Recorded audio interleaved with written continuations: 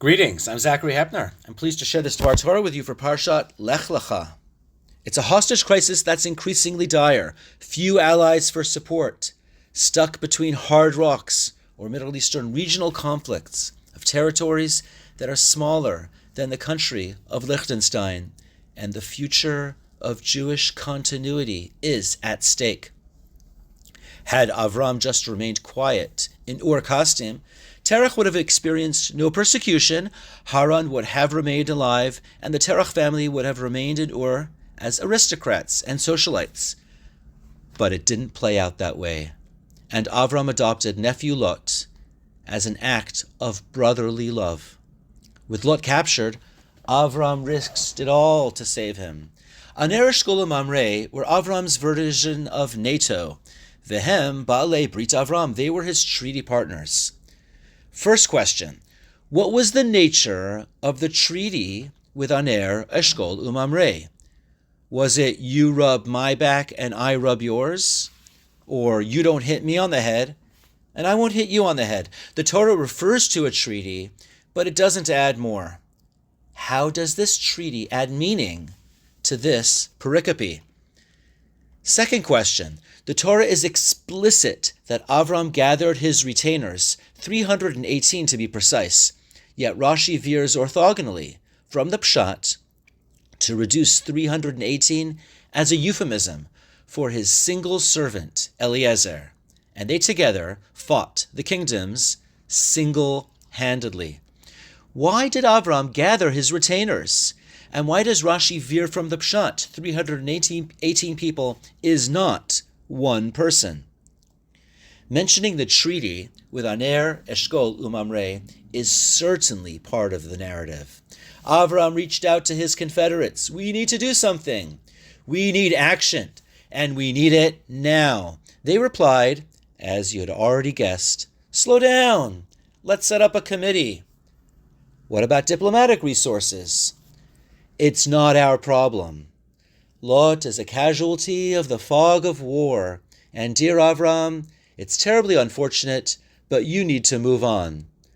Avram was getting his first taste of Brit treaties. Arur hagever asher yiftach ba'adam.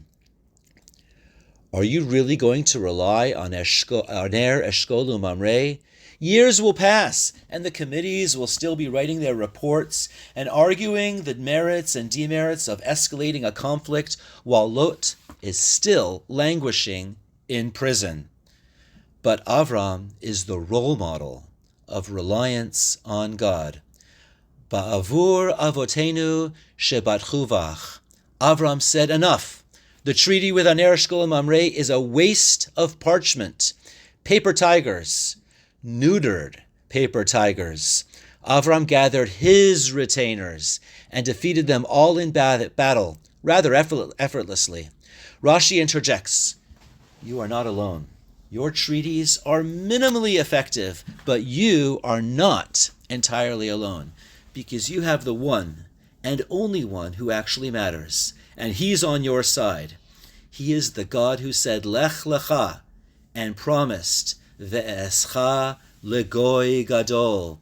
Avram didn't need 318 people because he was relying on that God, the one who said Lecha and promised Ve'escha. Avram gathered Eliezer, who is equivalent to 318 people. Baruch hagever asher yiftach b'Hashem. What's the postscript? Following this narrative, Avram learned his lesson of the value of covenants between humans. Now begins the Brit Bein Habtarim and the Brit Milah. Covenants with God are different. God is reliable. Avram enters the covenants with the Almighty, and that's as reliable as you get. As my father summarizes, Ezer is a Janus word, as in Ezer Kenegdo, translated as Adam's warrior. I quote, Lecha teaches us how Avram learned to trust in the Eibishter and not 318 human warriors. Eliezer means God is my warrior, like the wife who is made from his better half, Tzela, end quote.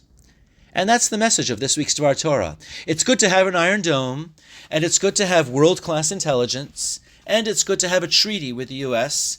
and precision warfare technology, but none of this is reliable. However, the Almighty is Kol Yachol. The Iron Dome and all the Jewish defense assets work because and only on account of the Kol Yachol, who is quintessentially reliable. Usually the phrase Umekayem emunato lishene afar means that God is reliable to resurrect those who lie in the dust. But I would like to suggest that it also includes those who literally sleep under the dirt, those prisoners who are living in dark, underground tunnels. May the one who is Matir Asurim also Mekayem Emunato Lishene Afar. Wishing you all a Shabbat Shalom.